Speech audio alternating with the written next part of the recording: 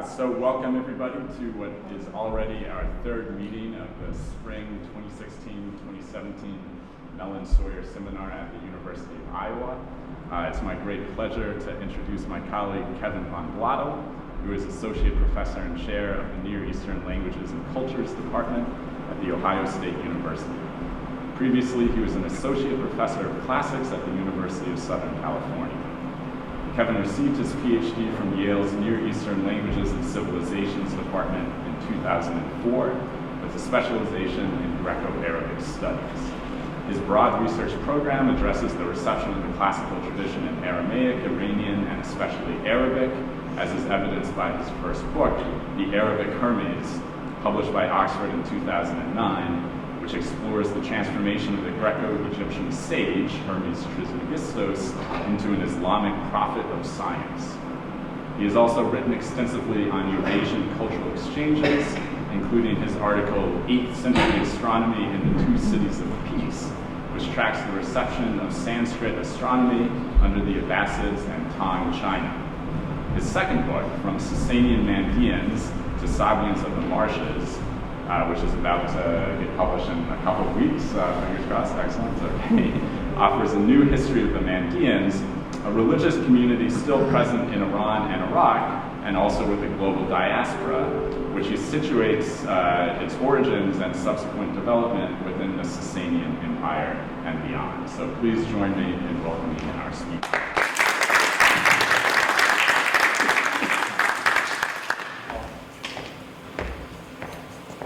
Can you all hear me? Yes. Okay. You seem far away, and I just want to be sure that I'm audible. If I'm not audible, just raise your hand, please. Thanks, first of all, to the organizers of the event, and among all of you, especially to Melissa Morton for her patience with my tardy correspondence. And it's a pleasure to be here. And today, well, you can see the title of the presentation.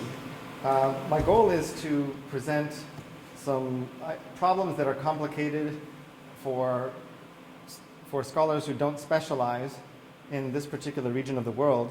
And if I fail in some way to make it clear, I hope you'll bring questions at the end. The presentation today is really about a correlation between the survival of self-defining exclusive communities and the survival of manuscript traditions. And it's also about a historical illusion generated by that correlation. The communities and manuscript traditions that I'm discussing all originated during the rule of the Sassanid Persian dynasty, the dates of which are given on the right there, from the 3rd to the 7th century. The Sasanian dynasty ruled what is today Iran and Iraq, along with some extensive adjoining regions at different times. 400 years is a long time for any dynasty, and one of the challenges for the new generation of historians seeking to elucidate the history and culture of the Sasanian kingdom is to exploit to the fullest innumerable sources of many different kinds and in many different languages. And these problems run in two dimensions.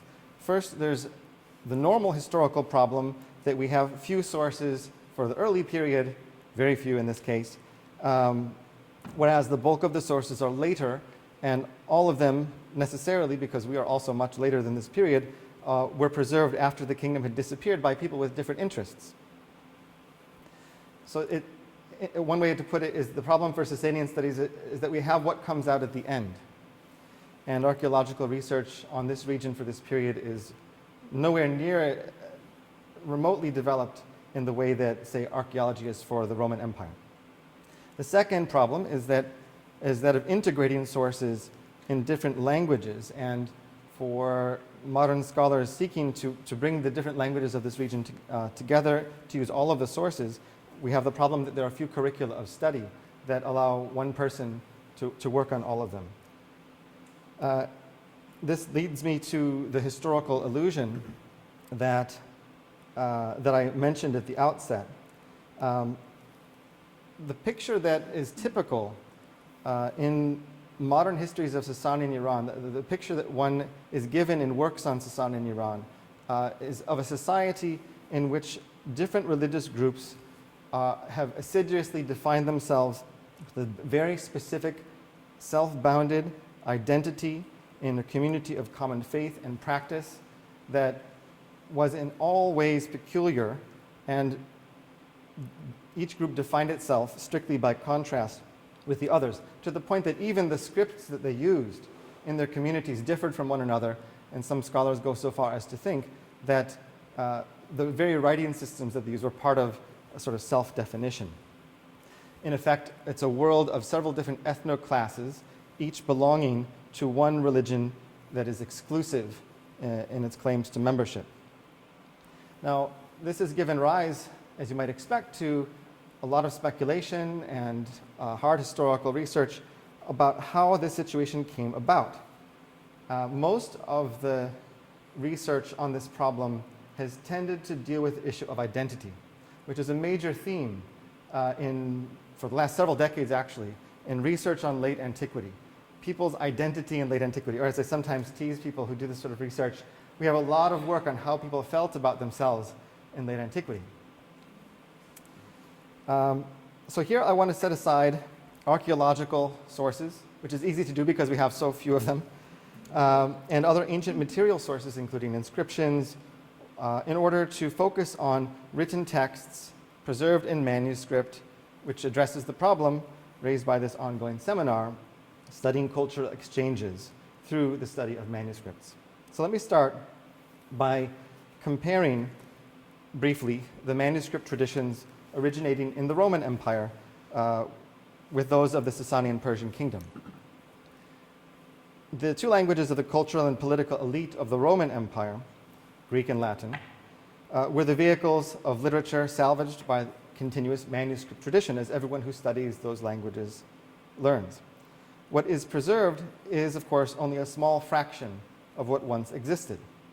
It was Christian churchmen who were responsible for preserving and selecting, through ongoing use, innumerable works pertinent to their religion as it evolved, but rhetoricians and secretaries and others too, who were not always religious professionals in medieval Latin Europe and in the Byzantine continuation of the Roman Empire, they also preserved many ancient works of philosophy, science, medicine, court poetry and song, narrative historiography, all the genres that we know from what we call classical studies.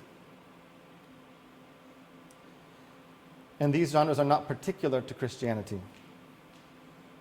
Our very notion of literature, of course, is decisively formed by such scholars in the Carolingian kingdom who made their selection of texts, and later medieval Italy who made their selection of texts, and elsewhere in Europe through periods of permanent and violent church schisms and other events that created spaces for secular institutional thought. Scholars in these places and times enacted, self-consciously in some cases, renewals of classical Latin as an idealized, purified medium of eloquence.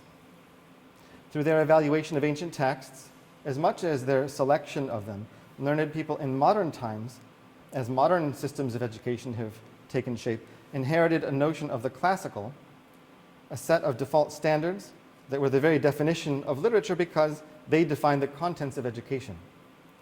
In the end, we have what is construed as a classical heritage, a model, the product of ages of selecting and rejecting old texts through the physical act of recopying, or deciding not to recopy, or just neglecting to recopy books in decay. So what was selected to be preserved each time became by default what is classical, but it's not by accident. It's the product of innumerable choices. And that will have to suffice regarding the Greek and Latin manuscript traditions. There's, of course, a lot more to be said. It has to be mentioned also, though, that other manuscript traditions continuous with the Roman past did survive, but outside of Europe and eventually under the rule of majority Muslim societies, specifically Muslim rulers. I think of Syriac and Coptic traditions of the non-Chalcedonian churches of the former Eastern Roman Empire. But as these were disconnected from the European reception of texts of the Roman Empire largely, they don't figure in Europe's formation of the classical too much. A glaring contrast emerges when we consider literatures of the two languages of the ruling elites of the Sasanian kingdom. These are closely related members of the Iranian branch of the Indo-European language family, although I hasten to add that the fact that these are Indo-European languages doesn't really matter at all unless you're studying historical linguistics. They were the two languages there, they were closely related to each other. That's what mattered. Persian originated in the southwestern part of what is today Iran, which is Persia proper, Pars, and was the language of the Persian kings and Zoroastrian priests, as well as the language of the generality of the population in the southwestern part of Iran. Parthian, in different dialects, was used across what is today northern Iran and was the language of numerous aristocratic houses that participated in the government of the Sasanian kingdom. The contrast with Greek and Latin is that even though these were languages of the ruling elites, no continuously existing institutions preserved written literature in these two languages, except for the relatively small corpus of Zoroastrian Middle Persian texts preserved by Zoroastrian priests, to whom I'll return in a few minutes. This gap in the record, by the way, the loss of these literary traditions has strangely, in my view, given rise to the notion among many specialists in ancient Iran, the standard view really, that the Iranian language-speaking peoples of the Sasanian kingdom constituted something called an oral society, which is a nice way of saying that they were for the most part illiterate, or that they didn't like books, that they appreciated poetry and orations and history, really anything else, only when it was orally composed and orally performed and transmitted necessarily then orally too. The idea is that there was plenty of literature, sure, but because it was predominantly unwritten, then with the end of the communities that used this literature, it was lost forever. Elsewhere in another study, I tried to take this notion apart, which I believe is just wrong. There was undoubtedly an extensive Middle Persian and Parthian written literature on all kinds of subjects. And I'll actually come back to that near the end of this presentation. What's important to point out, again, is the contrast between the fortunes of the texts emanating from the Roman Empire, with which many scholars here I think are familiar, and the Sasanian kingdom. No continuous manuscript tradition of non-religious texts in the languages of the rulers of the Sasanian kingdom survives directly.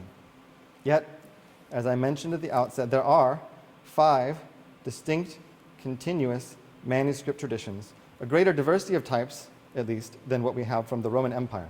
The diversity of manuscript traditions originating in Sasanian Iran is due to one fact: the existence of 5 separate, self-replicating, non-state institutions that kept them alive. Because they were not institutions of the state, they outlasted the collapse of the Sassanid monarchy. That collapse occurred ultimately through the invasion of Arabian peoples and the formation of the first Islamic state. But to put that collapse into perspective, it was also in the wake of a disastrous 30-year war with the East Roman Empire, the eradication of most of the Sassanid family through the subsequent fratricidal and factional conflict, and even a climate disaster in the rich lands of southern Iraq. The successor state, ruled by the Islamic commanders of the faithful, or caliphs, permitted all of these non-state religious organizations to continue to exist in what amounted ultimately to minimal interference, provided that they caused no trouble and paid special taxes. And to a degree, this was a continuation of their status under Persian kings. So let me take a minute to introduce these 5 religious communities that I have in mind, again, whose continuous existence has preserved and conditioned the survival of manuscript traditions from the time of this Persian kingdom. And you may be thinking, didn't the title say 6 manuscript traditions? And I'll come to the 6th one at the end.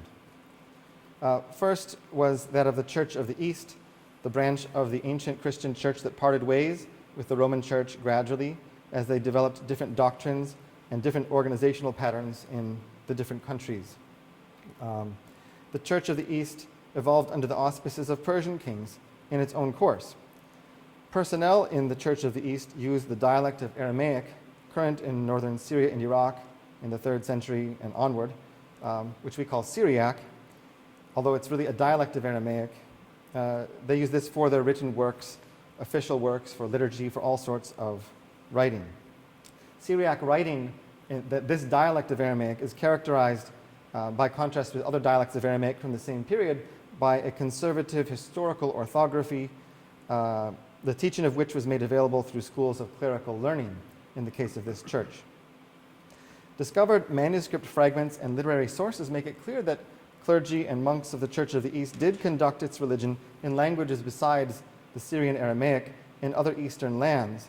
So, for example, Christian texts in Middle Persian, language I just referred to, in Sogdian, in Iranian language of Central Asia, and even in Chinese, in China have been discovered belonging to this church organization, but the Church of the East survived to modern times primarily in the mountainous lands where Iraq, Iran, Armenia, and Turkey converge, as well as in southwestern India and Kerala among Malayalam-speaking people, where Syriac manuscripts are preserved as well. So these are two sites in which Syriac manuscripts have been preserved continuously from antiquity.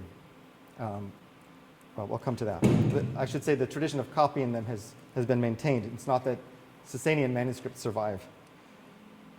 The second tradition is that of the Babylonian rabbis, who produced numerous works in their own local form of Aramaic downstream from Syria. We call it Babylonian Aramaic. And the most important of their compositions is the large compendium of legal thought, the Babylonian Talmud, or the Bavli, which is the basis for much of modern Jewish law. The historical contextualization of Babylonian Jewish Aramaic tradition still really is in its infancy. There is an enormous amount of research on the Babylonian Talmud and what it says, how it says it, what it means. But it's still possible for major works to be written on the Babylonian Talmud without ever even mentioning the Sasanian and early Islamic context for the formation of these works, uncritically reproducing in scholarship the inward-looking attitude of the ancient Iraqi rabbis. And this is changing slowly. But it's an instance of a phenomenon very common, of course, in scholarship where we read our sources and we more or less reproduce the worldview that the sources express. So because the rabbis said very little about communities outside their own, it's easy to tell the history of the community as an inward-looking community. And this is part of the historical illusion that I'm trying to unravel in the course of this presentation. But I'll come back to these groups individually again. Third is the Mandaic tradition, preserved by the priests of this religion called Mandaism today, in what is today southern Iraq and southwestern Iran. Their religious texts, including liturgy, creation narratives, wisdom literature, hymns, commentaries on rituals, they're composed in an otherwise unknown southeastern Aramaic dialect that was used in the vicinity of the ancient region of Messini, and I'll show a map of that region later on. As I argue in the book that Paul just mentioned, to be available in 2 weeks, I hope, the Mandaean religion began in the 5th century in a period of religious innovation along the Tigris in the wake of the disestablishment of idolatrous Babylonian polytheists whose temple resources were appropriated by Persian authorities. The Mandaeans are today most famous for their assiduous practice of weekly, if not daily, baptisms for the maintenance of a strict religious purity and separating themselves, partly thereby, from surrounding communities. The fourth continuous manuscript tradition with the Sasanian kingdom is the early Armenian tradition. This represents a different course of development because here we have, Armenian was put to writing first around the year 405. The script was devised specifically for the propagation of Christianity among Armenians, and it became a highly successful innovation in that it gave rise to a long literary tradition that was in its foundation entirely Christian. So that in the early context, to learn Armenian literacy from the outset meant studying Christianity, and then being Armenian came also to mean being Christian. So that this tradition is different from the others in some respects in that it becomes a vehicle for what is today a national literature for a people that are endowed with a state construed in modern terms, unlike the Church of the East and the Mandaeans. Fifth, there is somewhat different the Zoroastrian tradition of manuscripts written in Middle Persian, along with the very ancient liturgy called the Avesta, which was orally composed and transmitted in an archaic Iranian language for so long that the language went extinct as a living tongue, and the priests who recited it over hundreds of years understood the language that they were reciting very limitedly and only with the aid of constant exegesis that accompanied it. The Avesta itself, this liturgy in the ancient language, was written down for the first time in a new script, specially adapted from that used for Middle Persian, just for this purpose. And scholars debate, sometimes heatedly, the time of the formulation of this Avestan script, but usually the 6th century is is the period that people zero in on. Zoroastrianism had been the religion of the ruling elite of the Sasanian Persian kingdom, but Zoroastrians became an increasingly small, disenfranchised population after the Islamic conquests. What survives in continuous Middle Persian book tradition was mediated by Zoroastrian priests. We don't have any other Middle Persian literature unless it was dug up in the deserts of China. I'll come back to that in a minute too. So these 5 traditions in 3 languages, and Aramaic, Middle Persian, and Armenian, and the Aramaic in 3 rather different, though probably mutually intelligible dialects, include literary survivals directly from the period of the Sassanid dynasty. But as I hope I've made clear by now, their survival is also due to the institutions of the religious organizations that determine what survived and what did not. They did not preserve everything that was once written. So their selectivity means that much of what was is now lost. They probably, in fact, they certainly eclipsed, in effect, much, much more than they preserved. And I should have had a slide for this one. I can give the case of manuscripts found in the Taklamakan desert region of Central Asia, where Manichaean missionaries who derived their own tradition of learning from the Sasanian kingdom, they copied their own books there in languages like Parthian and Middle Persian. Christians, too, with materials deriving from the Sasanian kingdom, were working there. If it were not for the desert environment and expeditions from Europe in the early 20th century, which discovered these manuscript fragments, we wouldn't know about we wouldn't know much about the Manichaean church manuscript traditions. Again, these originated in the Sasanian kingdom, but the Manichaean church went extinct. There was no continuously existing institution to preserve these texts. So who knows what kind of oral society modern historians would be cooking up in their absence if they hadn't found the things themselves, at least in fragmentary form. So to reach a sense of what is missing, we have to analyze the constitution of the institutions and religious groups and understand their own selection process. Now, to do this, I need to take a little excursus into the domain of sociological theory about human relationships that go under the term networks. Now, in Dr. Preiser-Capeller's lecture this afternoon, you'll hear a lot more about networks, and I'm sure it will be a lot more illuminating about networks and what one can do with them. Here I'm just going to say a few elementary things about networks that will be illustrative for the points I want to make.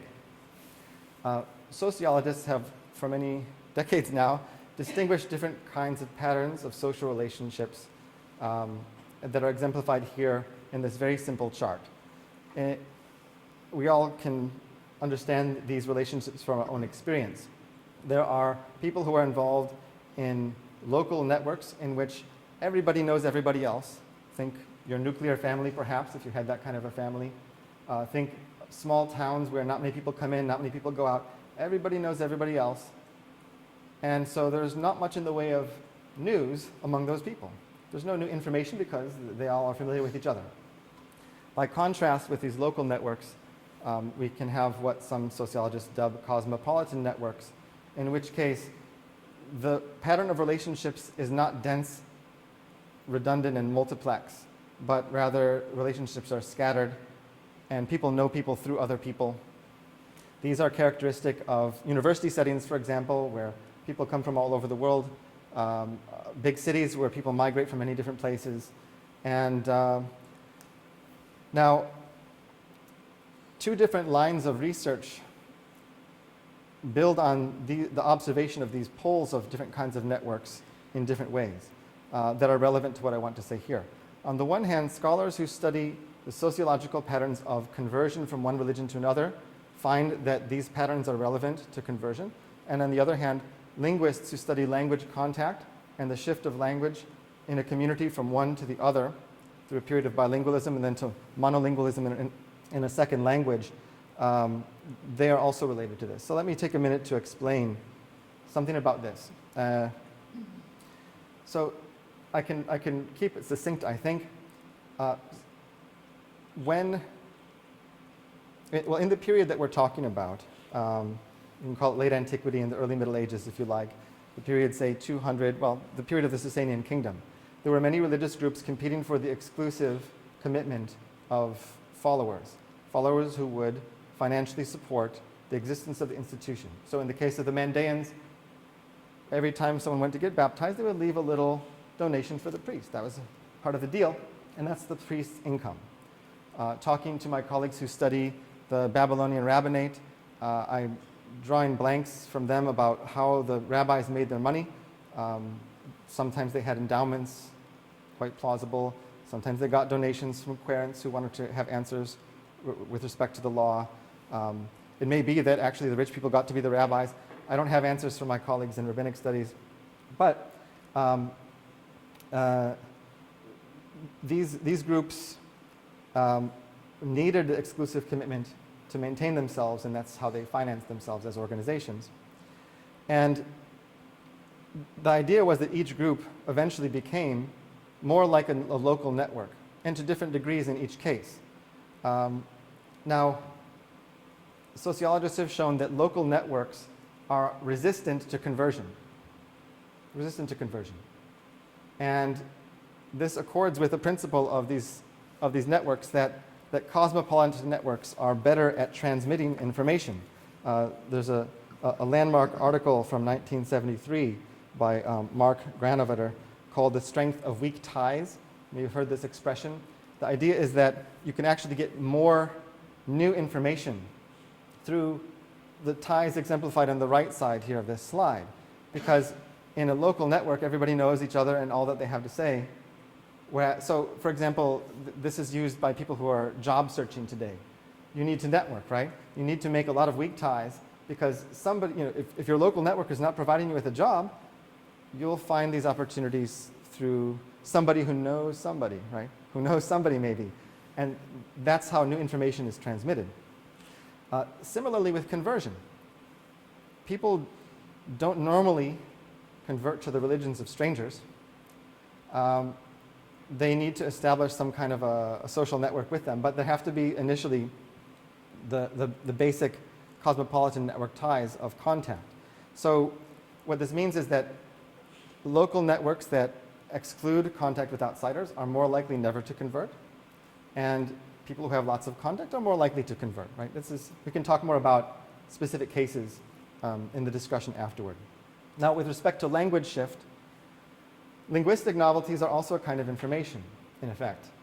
And people who study language contact, specialists in this kind of sociolinguistics, have shown in a completely separate line of research that belonging to a local network with few external ties is conducive to long-term stability in the transmission of a language from parents to children in the age that they can, the critical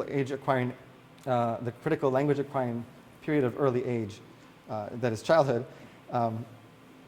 Whereas people who are engaged in cosmopolitan relationships, meaning with lots of people outside of a dense multiplex group, they're more likely to adopt loanwords, to become multilingual, and eventually to give up the language of their former small network and join and become monolingual in the language of the larger group that they're becoming a part of, that they're in contact with. And so, in fact, recent research is showing that even the complexity of a language will correlate with the type of social relationship pattern, in other words, the network of a given community. When massive numbers of non-native speakers as adults learn a language, they tend to drop complications like case endings on nouns and things from languages. There's actually a direct correlation between this process. Not the number of non-native adult learners of a language correlates with the morphological simplicity of a language. This is a revelation in linguistics in recent times that will potentially have enormous ramifications for historical linguistics and how we think about it. It means that we need to pay attention a lot more to demography when we do historical linguistics. By contrast, isolated groups with these so-called local networks, the multiplex relationships, are likely to maintain languages of high complexity in which parents will transmit that complexity to their children, and that even in the jargon of linguists, the languages become gradually complexified in the course of time. Now, this distinction characterizes two different sorts of social patterns that have an effect on both language and on religion. They work differently because patterns of conversion and patterns of language acquisition differ fundamentally, and partly that's due to biology. So children acquire languages with native fluency only as children. As adults, we have a very hard time acquiring a foreign language unless you're specially gifted. I don't have that. Some people do this, right? They acquire a foreign language with something like native fluency later in life. What this means is something that I tried to spell out in a paper that I distributed beforehand, and maybe a few of you were able to look at this part. It means that in the advent of the Islamic State, that we should expect communities of people to convert to Islam later in life, after they have already become speakers of Arabic, the language of the conquerors. The reason is that there are constraints on them socially against converting when they grow up in a community characterized by a local network, and in which major affairs of the life, such as inheritances, are regulated by that religious group, and that apostasy means being deprived of inheritances. Whereas there are no constraints by the religious group against learning another language as a child. And we find this pattern actually repeated over and over again in the wake of the conquest. Children in contact with the Arabic-speaking conquerors become bilingual. They grow up, they become professionals involved with Arabic speakers. Whatever language they spoke at home, they don't use in their professional life because they're now part of a cosmopolitan network. But it's late in life, after they've inherited their parents' property and their elders are dead and gone, that the social constraints on conversion are gone. And in fact, there are specific social advantages then to converting. And we find this again and again in the Arabic literature of converts from these other religious groups that I've touched on, and even more religious groups besides who went extinct. Narratives of conversion tend to be written by the ones that survive. They're written by old professionals. And they talk about conversion well into their maturity.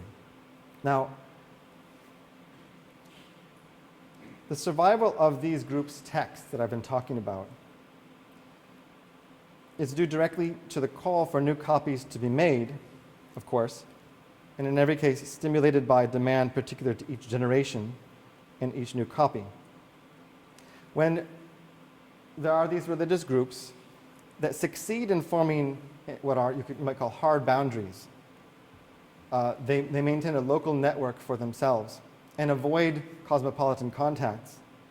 Again, understanding these terms in the way I described, they will reproduce certain needs internal to their community, and those include sources of authority for the religious experts that preside over them, and that requires copying manuscripts over and over again. Another process that goes along with this is that we don't have a clear chronology of this change, but every one of these groups makes a shift towards endogamy. That is, they only marry within their group. Now, endogamy, strictly practiced, will give rise to an ethnic group, right? Ethnic communities whose management and raison d'etre is based on the interpretation of authoritative texts, and they require the preservation of those texts. Groups that don't adopt these strategies are not in evidence today because they did not survive. Why? Because their strategies for self-propagation were not durable.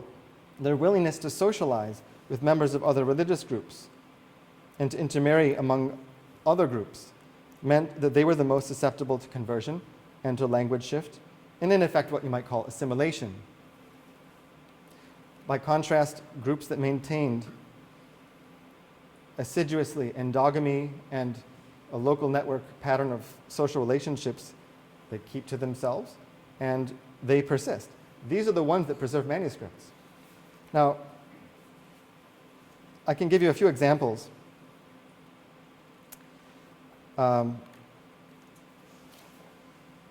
Well, here. So there's a post-Sasanian Zoroastrian Middle Persian text attributed to a figure named Adur Farnbai-i Farrukhzadan, a scholar in the vicinity of Baghdad in its early period. And there's a kind of treatise called the Rivayat. It's a compendium of responses to religious problems that Zoroastrians in his time had. So here's a question that was posed to him. If a man commits intercourse with a woman of a different religion, what is your view? How will it be if the woman becomes pregnant? How will it be if the woman is in her menses? And if she is not, what's your view? Well, the menses were deemed highly polluting by Zoroastrians. So the answer is, there is a heinous sin in coition with such a woman. You may not have sex with anyone of another religion. And if a woman does it and she becomes pregnant, it's possible that several sins will occur, depending on the time of the month and so on. And the means of atonement are quite severe. And anyway, this is a horrible, horrible sin for these priests. This exemplifies a pattern that we actually see. I mean, here it's in rather severe terms, but it's a pattern that we find among all of the 5 religious groups that I outlined, with the possible exception of the Armenians, who are rather different in their constitution because they're a pre-existing ethnic group. What this means, though, for manuscripts is it's important to emphasize. The manuscripts that we have deriving from Sasanian Iran represent traditions of the kind on the left side of this chart. That means that there must have been, we should assume there was, a great deal of religious heterogeneity that is not represented anywhere in the record unless it's dug up from the ground. I'll give you specific examples now. But first, let me talk about this in terms familiar to scholars who deal with manuscripts.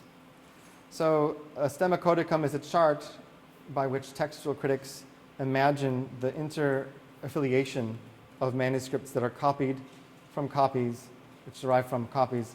And eventually the goal of the textual critic is to reconstruct in a critical edition, if you're following the Lachmanian method, right, is to reconstruct the archetype. Here that archetype is represented by X. X is not the author's copy.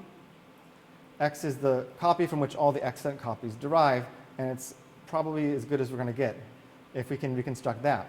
Sometimes you'll have genius philologists with psychic powers who can divine, what the text should have said from the author's hand, but who knows. Anyway, you can see on this chart the capital letters at the bottom, A, B, C, D, R, S, V. This is actually the stemma for Herodotus' histories. These are the extant manuscripts. You can see that R, S, and V share certain manuscript variants, showing that they derive from a common ancestor, which is designated by the hypothetical lowercase r, and that D does not share those, but the two groups do have some features in common. Whereas there's another group, a trio of manuscripts, that share the same sorts of features. They go back to a copy A, and all of them must derive from a common ancestor, so we call that X. So there's a bottleneck, right? There's a narrowing point in the tradition. Now, in reality, we know that there were lots of other manuscripts of Herodotus' work, not just ones that existed before X, or that from which X was copied, but you can imagine an enormous tree of lines that is completely invisible to us. Completely invisible because none of them survived and no one made copies from them that happened to survive to reach us today. There may have been an enormous thicket of manuscript lines descending from omega at the top somewhere off the chart, right? The Herodotus copy final revision. And we just don't see that. Classical scholars are accustomed to working this way, and it's tacitly understood. Now, apply this to a whole manuscript tradition as curated by one of these religious groups. If we can envision a religious, do you like the heart in the middle? This is for a family tree, I just took it. If we can imagine a religious tradition of manuscript copying in its entirety, with this metaphor of a tree, flipping the stemma codicum upside down, we can ahistorically idealize an early uniform type of religious tradition. And the question is, where was the bottleneck? Where did each of these religious groups exclude a body of material that is just gone, right? So that what survives represents possibly only the right half of the tree from our orientation, or even just some tiny little branch off the top. This is what I'm talking about when I refer to religious heterogeneity that is eclipsed by the survival of a tradition. Because a group of people had to make choices as a part of their profession as religious experts, generation after generation, for more than 1,500 years, we don't know what they left out. But we know of many cases where they did leave things out. And this is nothing strange to classical scholars. Think of the history of the philosophers and their lives by Diogenes Laertius. So many philosophical works that are listed there, the works of authors, and all of them are gone. I mean, a tiny percentage of that material survives today. There's an interesting volume called The Libraries of the Neoplatonists from 2009, 2008. I forget the exact year, but 2007, that's what it is. There's an article there by Richard Goulet where he demonstrates in a pie chart how much of ancient philosophy survives from the different sources. And one of his main points that's most illuminating in connection with what I'm saying here is that the great majority of what we know of ancient Greek philosophy derives from 17 manuscripts made in the 9th century in Byzantium. Without those 17 manuscripts, we would have a little bit of Aristotle, a little bit of odds and ends of different things. We would have what survived into Arabic or Syriac translations, and that's it. There's a very tight bottleneck on the transmission of philosophical manuscripts. Plato, gone, right? Without these manuscripts, they would be gone. So there was one institution at one time in the 9th century, under the patronage, we think, of a power behind the throne, this man named Vardas, who was responsible for the curation of what undergraduates now learn everywhere, right? They read Plato's Symposium and that sort of thing. We wouldn't have it without this. So the same goes for these religious traditions, applying these models of thinking differently. Exclusive groups survive because they are exclusive. What happens to the rest? It's gone.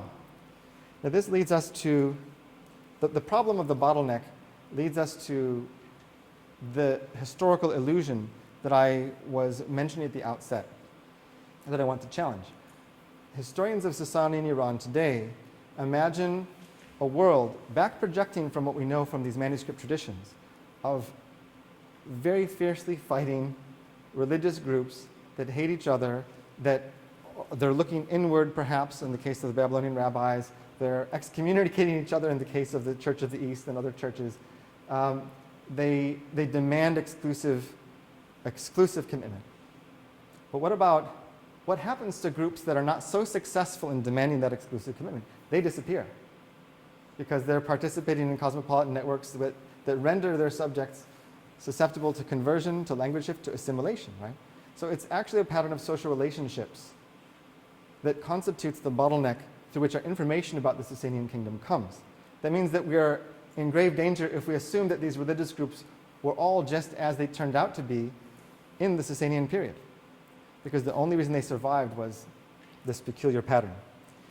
What kinds of Judaism was there, or were there, in Sasanian Iran? Here's an example. In a wonderful work by Aharon Oppenheimer called Babylonia Judaica, 1983, he and his colleagues distilled from the Babylonian Talmud references to the places mentioned in the Talmud. What was the geographical world of the Talmud?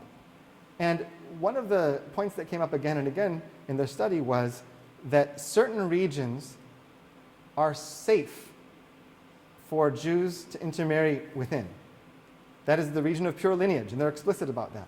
If you go too far south, to Meshan, to Mycenae, those Jews down there there's something wrong about the way they intermarry or the way they conduct marriage rituals. Same thing, to the north, you go too far up into Assyria. It says Mesopotamia, Bein HaNaharot. Those Jews are not also safe to intermarry with. And they have an awkward relationship with the Palestinian rabbis, whom they esteem in different ways, but it's complicated. Now, as the product of this work, they were able to distill a map indicated in shading here the area of pure lineage. Well, this tells us right away that there were lots of other kinds of Judaism probably, right? But they didn't manage to assiduously control a pure lineage. What they produced, what those other Jews produced, is gone. It's gone, unless it's dug up. You know, we have these Jewish magic bowls, a few other artifacts. But that's a warning for us, right? That's a warning that if we back project the rabbinic type of Judaism onto the Sasanian past, We could be missing something, and we need to look for avenues for determining, for learning about this putative heterogeneity. Now, somebody could say to me, well, that heterogeneity is just that, it's just putative. You imagine it. But I think we're safer imagining that it doesn't just happen to be the case that a kind of orthodox Babylonian rabbinate happens to preserve something intact from the beginning to the end. Now, these two red stars here are, they are, I put them here to indicate, this is not part of the original map, where the two rabbinic schools were located that have transmitted all of the Babylonian Aramaic Jewish texts that we have, with a few exceptions. There were two academies, and they were in rivalry. And the later Babylonian Jews of the Islamic period narrated their history in terms of these two schools. So there were other schools too, and they were not successful in the sense that they did not give rise to a rabbinic tradition that helped to form modern Judaism as we know it.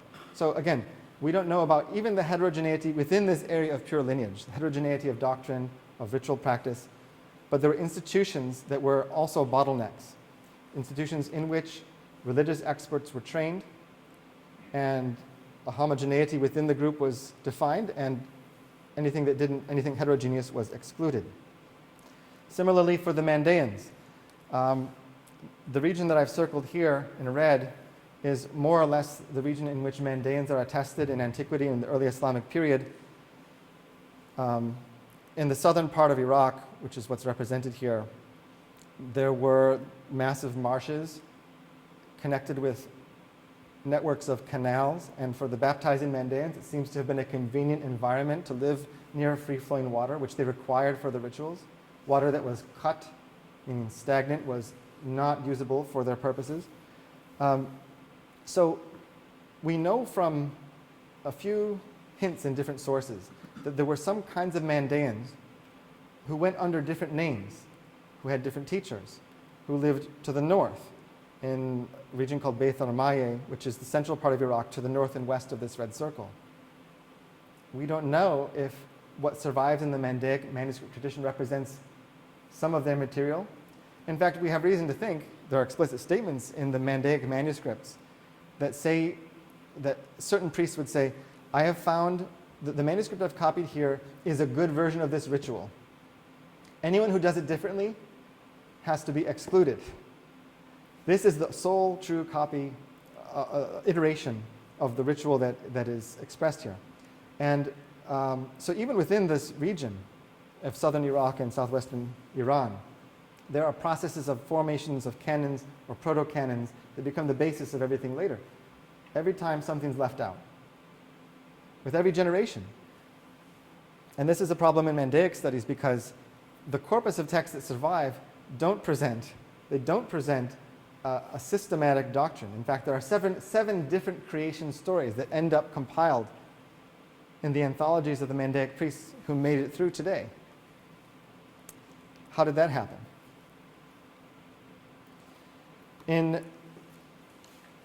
With respect to the Christian church, now the Christian church in Sasanian Iran was always a more open network. They were always seeking converts. And that posed some risks. It put them sometimes at odds with the state because they come bumping up against the state in ways more or less uncomfortable. They undergo periods of persecution when loyalty to the church requires or is felt to require an ostentatious disloyalty to the Persian king. But at the same time, there are bottlenecks in the Sasanian tradition. So the red star here is in the city of Nisibis, where there was a major school for clerical training in the Sasanian period for about 200 years. And anybody who was anybody in the Sasanian church went to get trained at this school at the frontier of between the Persians and the Romans. What was taught there is disseminated then by all the clerics who go back to their hometowns or they acquire bishoprics in different regions. What was taught in this school of Nisibis became a kind of standard exegetical method. Again, another institutional bottleneck formed by religious experts who reproduce themselves, and because they reproduce themselves, they survive. If they don't find a means to do that, then their teaching will go kaput. Okay, so this should pose some a slight crisis for us as we talk about Sasanian Iran. It should mean that scholars have been overemphasizing the religious fabric of Sasanian society to some degree. It should also mean that we need to look for signs of an eclipsed heterogeneity and that we need a lot more archaeology. It means a lot of things. But there is actually a sixth manuscript tradition in effect that more or less proves the point that I've been wanting to make. With the advent of the first Islamic state and the spread of Arabic as the medium of all urban communication first, particularly, of course, where the conqueror settled, and then the spread of the use of Arabic as the sole medium for administration, secretaries and scribes, officials, in the course of the 8th century made a shift from their home languages to Arabic. And in this period of the 8th century, there's a wave of translations made from Sasanian Middle Persian texts into Arabic. So this is not a religious institution that preserves these texts, but it is a class of people that we can identify. In Arabic, they're called the Kuttab. They're the scribes, meaning they're chancery people. They run the bureaucracy. These people knew, they were educated in Middle Persian books. They had nothing to do with religion per se. They had to do with astrology, physiognomy, books of court protocol, agriculture, the apportioning of land, wisdom literature, political advice, all kinds of different genres that are represented nowhere else, or almost not at all, in the 5 continuously existing manuscript traditions. The difference is that these were translated into Arabic, where there was no shortage of a need for secretaries and scribes. In fact, it only increased by the end of the 8th century dramatically in a process of economic centralization into the early Abbasid dynasty. These are the people who transferred a lot of earlier learning into Arabic. And much of this goes back to Sasanian times. So this 6th manuscript tradition, in effect, preserves for us the literature of a community that wasn't defined in religious terms, but by function, by their utility to the government. Well, in this case, it means to the monarchs and their henchmen, right? That's what the government is. And, well, one of my ongoing projects is to elucidate this 6th tradition because of the light that it can shed on the Sasanian period. Because it comes to us in the medium of Arabic, experts on Sasanian history have held it at arm's length. Sometimes they say, well, these books have been Islamized, but they never specify what that's supposed to mean. And in fact, inspection of these works shows that they have nothing to do with Islam. I mean, a work of agriculture, for example, doesn't invoke the Quran. No, it's just the same material as there was before in Arabic translation. It is a problem to understand how the translation affects the text, but that's not a matter of Islamization. So there's a lot of work to be done, but and I'm not about to do a lot of archaeological labor. That's not my calling, and it's not easy to get into Iraq and Iran these days. But there's this vast corpus of texts translated from Middle Persian into Arabic. Now, if someone found today a shelf full of books in Sasanian Middle Persian, it would be a sensational discovery. And what I'm telling my colleagues in Sasanian studies is that we actually have that shelf full of books. It's just in a language that you weren't trained in yet. And we have, again, so much work to be done. So that's what I had to say about the manuscript traditions, about the patterns of social relationships that condition their survival, and what ramifications that has for us in our thinking about the previous period from which these come. Thanks for your attention.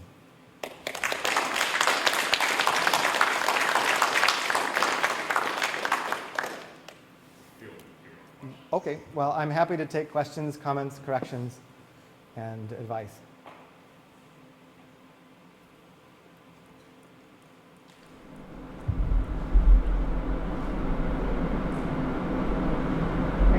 Yes, please. In looking at that list of what's preserved in Arabic, Yes. which to a historian of science, parts of it look very familiar. The Church of the East also had famous physicians, some of whom we think of as having been involved in the translation process in Middle Persian, and I don't see Galen or any of their work, so we think it went directly into Arabic. No, what I've included here, okay, well, Ptolemy's Almagest shows up. Probably I should take that off because, and Dorotheus is there. No, I didn't include everything that comes by way of Middle Persian, from Greek to Middle Persian to Arabic. But as far as I can tell, what we can identify was mostly astrological and agricultural. There was certainly more, although it's a matter of speculation. I don't assume that we just happen to have everything that there was. I assume that there was more than this. But yes, it's pertinent to the history of science. What I want to say, though, is that scholars in the Church of the East, who were famous as being translators, they translated from Greek into Syriac as well. And we have a number of reports, we have plenty of evidence for the existence of literature of this kind in Syriac. Why doesn't it survive in Syriac? It's the same reason that it doesn't survive in Middle Persian. The institutions that preserve these texts didn't need Syriac to do science. In fact, if they wanted to do science, they needed to use the lingua franca, or the language of learning, which was Arabic. So they don't recopy books. You know, we have some Aristotle in Syriac, but they don't recopy for the most part their whole scientific corpus. They were bilingual by this time, by, well, any time you want to pick, say the 10th century in Iraq. The scholars are mostly bilingual. So they used Arabic for those matters that were not pertinent to the religion per se. They reserved Syriac for religious functions.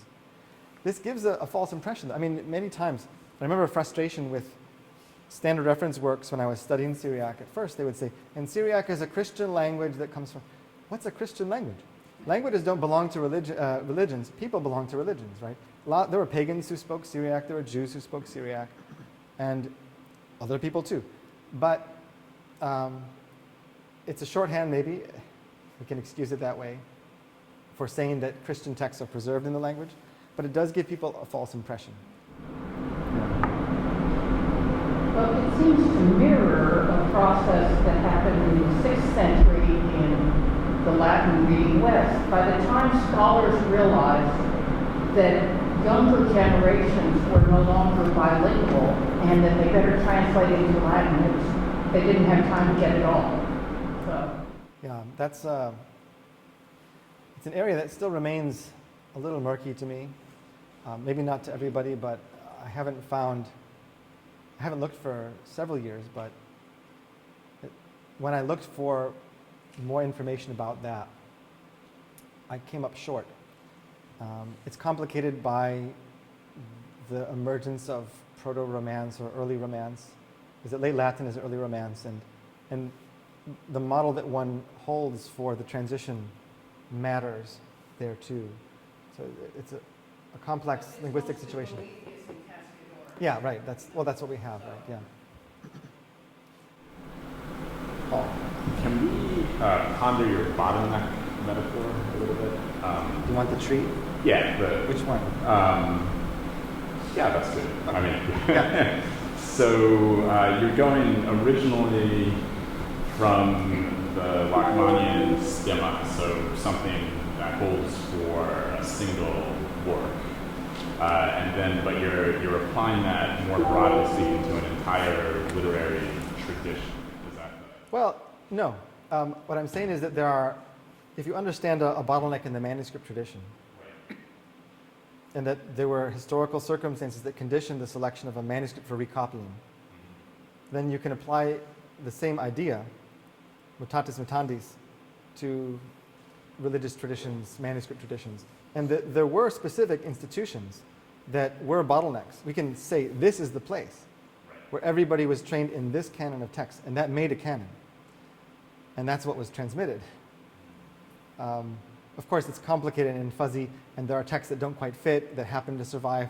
But generally speaking, this is the process, in my view, that creates the historical illusion that I've been describing. So it's not that, I mean, when I talked about networks, the pattern of conversion according to social networks is different from the pattern of language shift. And yet, what they have in common is that they depend on two poles of network types, and in similar ways that are not exactly the same. So I would also say about this, that the stemma codicum is not the same as the preservation of a tradition, but it provides us a way of thinking about the coexistence of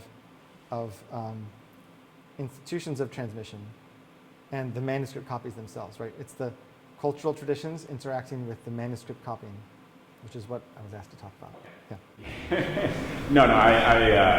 I'm with you. I want to press the comparisons with the West a little bit more. So, yeah. I mean, why is it that it's absolutely understandable in, say, early medieval Europe or Byzantium to have, say, the Iliad or the Aeneid copied by the same scribe who is going to copy the Bible, whereas in the Sasanian or Umayyad early Abbasid period, you're not going to have a Zoroastrian priest copy the Book of Lords. You know, they're clearly concerned with genealogy and their relationship to the Sasanian court.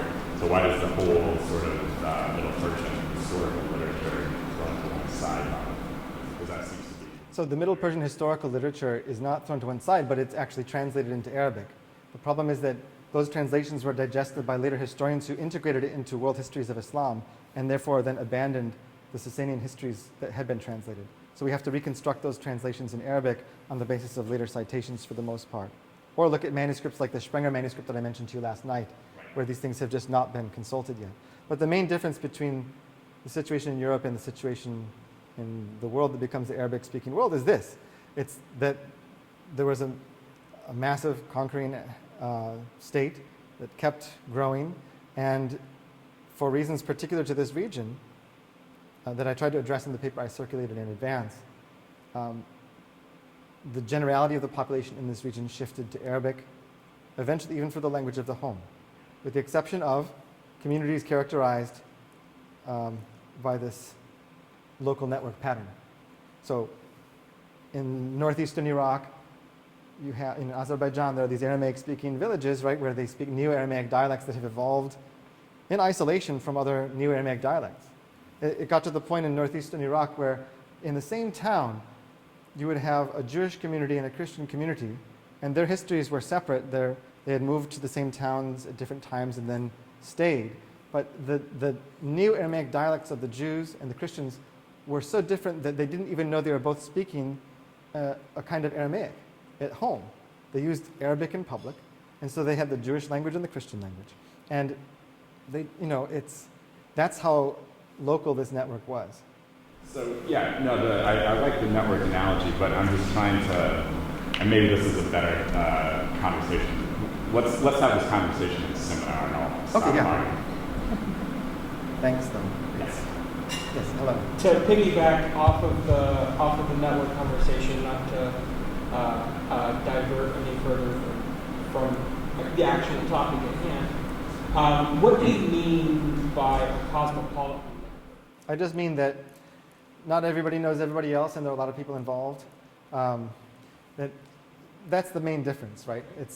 It's open. People are making connections freely to others. I mean, it's not an absolute description. It's a tendency, right? So that, you know, presumably everybody knows somebody outside of their village at some point. At least the tax collector comes once per year, or, you know.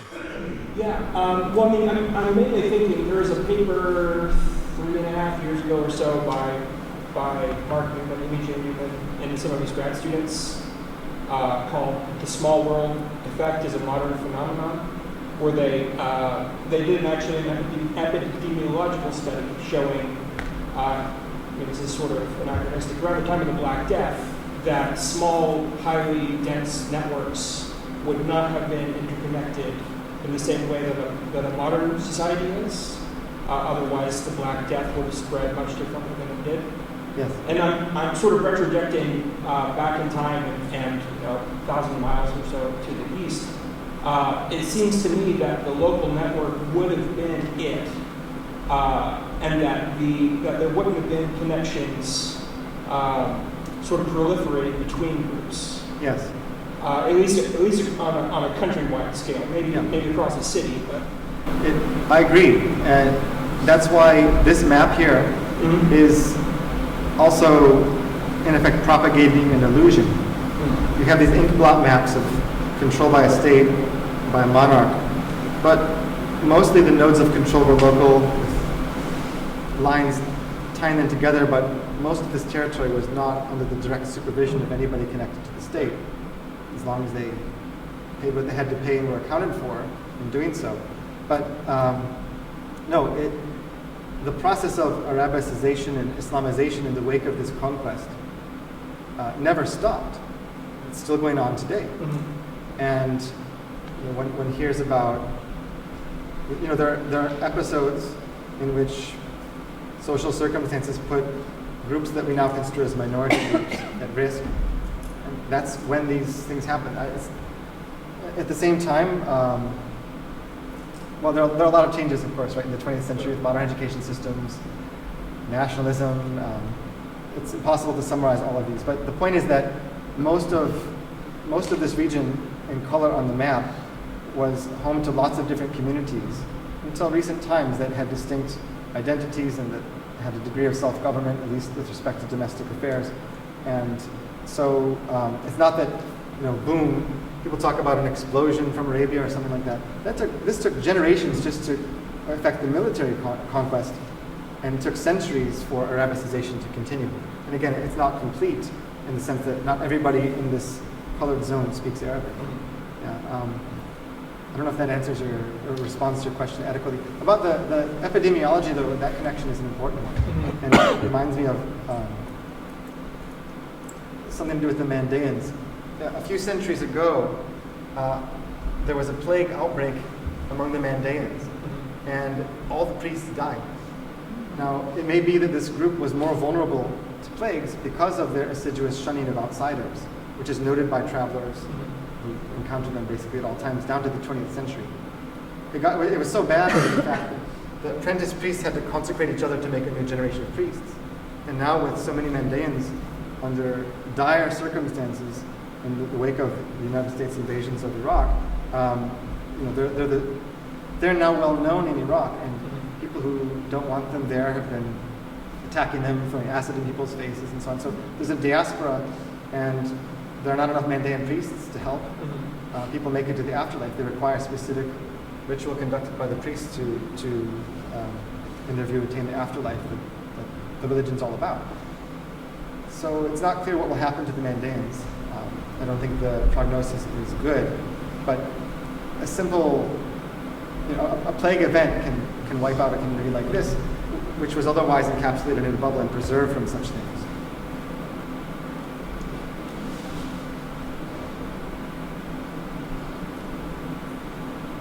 Thanks again for your attention. Thank you. Thank you.